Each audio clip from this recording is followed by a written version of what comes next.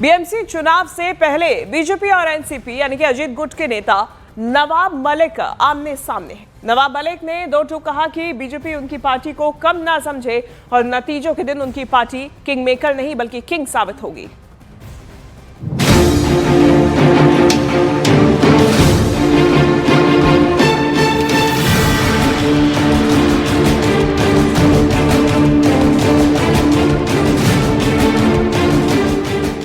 BMC चुनाव से पहले भिड़े बीजेपी और नवाब मलिक।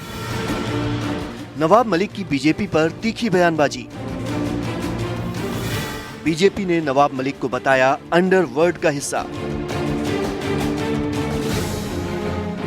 महाराष्ट्र के निकाय चुनावों में सियासी पारा चढ़ता जा रहा है और इसी बीच बीजेपी और एनसीपी अजित पवार गुट के नेता नवाब मलिक के बीच का टकराव एक बार फिर खुलकर सामने आ गया है। मुंबई महानगर पालिका चुनाव को लेकर एनसीपी अजित पवार गुट के नेता नवाब मलिक ने बीजेपी पर जोरदार हमला बोलते हुए दावा किया कि बीएमसी में उनकी पार्टी किंग मेकर नहीं बल्कि सीधे किंग बनेगी। नवाब मलिक ने कहा कि 16 जनवरी को साफ हो जाएगा कि किस पार्टी में कितना दम है।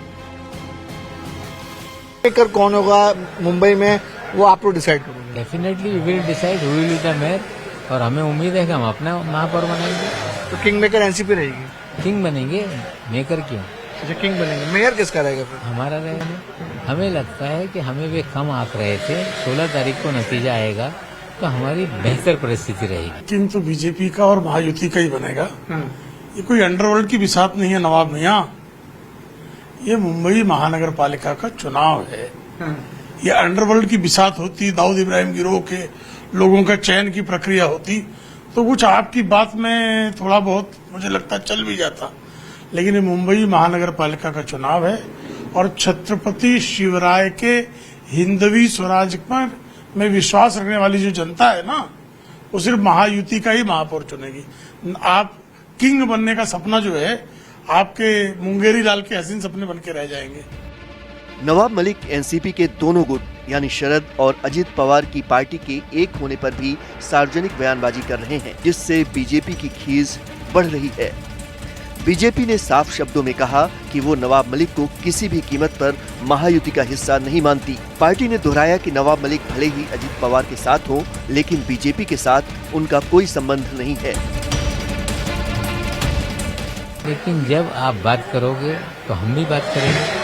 चुनाव है, चुनाव जिस तरह से लड़ा जाएगा उसी तरह से हम भी चुनाव लड़ेंगे। बीजेपी के नेता बोलते हैं आईना दिखा दिया जाएगा, अगर ज्यादा कुछ बोलोगे तो हम बहुत कुछ बोलेंगे जिसमें दादा को मुश्किलें होंगी।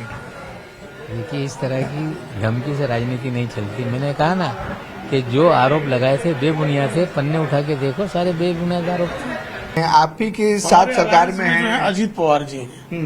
नवाब मलिक कभी अलायंस में नहीं, कभी नहीं।